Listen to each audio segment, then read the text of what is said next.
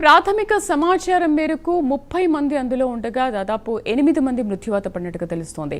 అయితే ఈ బాణాసంచా పేలుళ్లలో ఇంతమందికి తీవ్ర గాయాలైన నేపథ్యంలో అసలు ఇవి ఎలా తగ్గుతాయి, ఏంటి, దీనివల్ల ఎటువంటి ప్రమాదాలు పొంచి ఉంటాయనే విషయం గురించి డాక్టర్ సురేంద్ర గారు, ప్రముఖ వైద్యులు మనతో పాటు అందుబాటులో ఉన్నారు ఫోన్లో. నమస్తే అండి డాక్టర్ సురేంద్ర గారు. సురేంద్ర గారు, ఒక ప్రమాదం జరిగినప్పటి నుంచి చూసుకుంటే ఇప్పటివరకు ఒక నలుగురు మృతి చెందారు. బట్ టైం గడిచే కొద్దీ దాదాపు 8 మంది వరకు మృత్యువాత పడినట్టుగా తెలుస్తోంది. అసలు ఏంటి ప్రమాదం బారిన పడితే అసలు ఎలా ఉంటుంది? అందులో చాలా మందికి గాయాలైనట్టుగా కూడా చెప్తున్నారు. బాణాసంచా తయారీ కేంద్రంలో ఉన్న ఆ కెమికల్స్ వల్ల ఎటువంటి ప్రమాదాలు పొంచి ఉంటాయి ఇప్పుడు గాయాలైన వాళ్ళకి? అయితే బాణసంచా పేలుడు జరిగినప్పుడు ఏం జరుగుతుంది అంటే, ఫస్ట్ ఇంజరీ జరిగేది బర్న్స్ వల్ల, వేడి వల్ల. ఇప్పుడు 1st degree, 2nd degree, 3rd degree burns అంటాం కదా. 3rd డిగ్రీ బర్న్స్ జరిగినప్పుడు మరణించే అవకాశం ఎక్కువ ఉంటది. సౌండ్ వల్ల చాలా మందికి వినికిడి లోపం అట్లాంటివి జరుగుతాయి. ఇంకా ఈ కెమికల్స్ బ్లాస్ట్ అయినప్పుడు ఐస్ గన ఇంజూర్ అయ్యి విజన్ లాస్ అయ్యే ఛాన్స్ ఉంటుంది. సో మేజర్ గా డెత్ అయ్యేది ఈ వేడి వల్ల. లోపల ఉన్న మజిల్స్ అవన్నీ కూడా బాగా ఉడికిపోయినట్టు అయిపోతుంది. అంటే ఈ బాణాసంచా అనేది చాలా ప్రమాదకరమైన మందగుండు సామాగ్రి కదా. ఎందుకంటే ఇందులో చాలా ఆక్సిడైజర్స్ ప్లస్ కలర్ వచ్చే ఏజెంట్స్, చాలా సల్ఫర్ లాంటివి, అల్యూమినియం లాంటివి, చాలా సాల్ట్స్ ఉపయోగించడం జరుగుతుంది. అవి యాజ్ సచ్ గా కూడా ప్రమాదం. ఇంకా బాణసంచా తయారీలో వాడే కాంపోజిషన్, ఆ ఎక్స్ప్లోజన్ వల్ల చాలా మంది అంటే మరణాల సంఖ్య ఇంకా విపరీతంగా పెరిగే అవకాశం ఉంటుంది. మనుషులు ఎలా అంటే మాట్లాడుతూ మరణిస్తారు, అలాంటి ప్రమాదం ఉంటుంది. అంటే ఎందుకు ఆ కెమికల్స్, ఆ పొగ మన లోపలికి పీల్చుకున్నప్పుడు దాని వల్ల కూడా ఊపిరితిత్తుల లోపలికి వెళ్ళినప్పుడు శ్వాసనాళాలన్నీ కూడా కుచించుకుపోతాయి. మన ముందరనే మాట్లాడుతూ స్పృహలో ఉన్నట్టు అనిపిస్తుంటారు, కానీ హైపాక్సియా అయిపోయి ఆక్సిజన్ అందక రకరకాలుగా అన్కాన్షియస్ అయిపోతారు. ఆక్సిజన్ అందినప్పుడు బ్రెయిన్ పనితీరు మందగిస్తుంది, ఊపిరితిత్తుల ద్వారా ఆక్సిజనేషన్ జరగదు, మనకి శ్వాస తీసుకోవడం ఇబ్బంది అవుతుంది.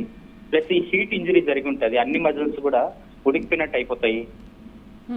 ప్లస్ ఈ సాల్ట్స్ వల్ల చాలా మందికి ఇప్పుడు ఐ విజన్ లాస్ అవ్వడము, చెవులు వినిపించకపోవడము అలాంటివన్నీ జరుగుతాయి.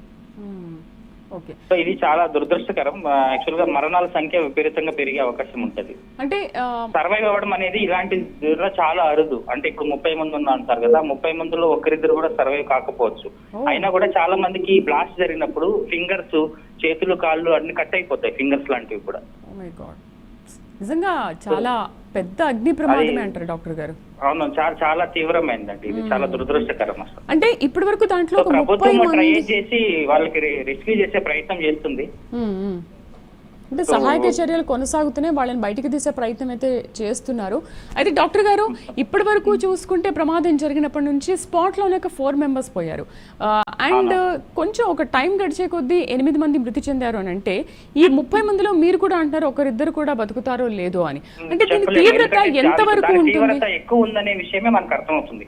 స్పాట్ లోనే ఒక 4 మెంబర్స్ చనిపోయారంటే ఇమ్మీడియట్ గా సౌండ్ కి ప్లస్ ఆ హీట్ కి, ఇప్పుడు మనకి ఎట్లా అంటే ఎయిర్ మామూలుగా ఫ్లైట్ క్రాష్ అయినప్పుడు ఎంత కొన్ని వేల డిగ్రీస్ వస్తుంది అన్నట్టు టెంపరేచర్. సో అలాంటిది జరిగిస్తుంది ఇక్కడ బాణసంచా పేలినప్పుడు. ఓకే. అండ్ ఇప్పుడు డాక్టర్ గారు, అందులో ఉన్న వాళ్లే కాకుండా చుట్టుపక్కల ఇళ్లకు కూడా భారీ శబ్దం వ్యాపించింది. అండ్ ఆ పొగ కూడా వాళ్ళ వైపు వెళ్తుంది అని అంటే ఇప్పుడు వాళ్ళకు కూడా ప్రమాదమే అంటారా? వాళ్ళకు కూడా ప్రమాదం. ఎవరికైతే శ్వాసకోశ వ్యాధులు ఉంటాయో వాళ్ళు, చిన్నపిల్లలు, ప్రెగ్నెంట్ వాళ్ళు, ముసలి వాళ్ళు, ఏదైనా వ్యాధులకి ట్రీట్మెంట్ తీసుకుంటున్న వాళ్ళు, క్రానిక్ డిసీజ్ కి, వీళ్ళు చాలా జాగ్రత్తగా ఉండాలి. వీలైతే ఆ ప్లేస్ నుంచి కొంచెం దూరంగా వెళ్ళిపోవడం మంచిది. ఎందుకంటే ఆ పొగ అనేది ఇప్పుడే తొందరగా తగ్గదు. ఆ పొగ పీల్చుకోవడం వల్ల భవిష్యత్తులో కూడా శ్వాసకోశ వ్యాధులు వచ్చే అవకాశం ఉంటుంది. ఇప్పుడు పీల్చుకుంటే ఆ తర్వాత కూడా. ఓకే. ఇప్పుడు ఆ పొగని మనం చూస్తున్నాం వాళ్ళు కానీ, సిఓపిడి పేషెంట్స్ కానీ, వీళ్ళు అసలు పీల్చుకోకూడదు అలాంటి పొగ. సో ఇప్పుడు పొగను మనం చూస్తున్నాం, చాలా దట్టంగా అలుముకుంది. అంటే ఈ పొగ అంతా కూడా ఎప్పుడు తగ్గే అవకాశాలు ఉంటాయి? అండ్ ఇప్పుడు ఆ ప్రమాద స్థలం చుట్టుపక్కల ఎవరున్నా కూడా వాళ్ళకి కూడా దీనికంటే పెద్ద ప్రమాదం ఏమైనా పొంచి ఉంటుందా?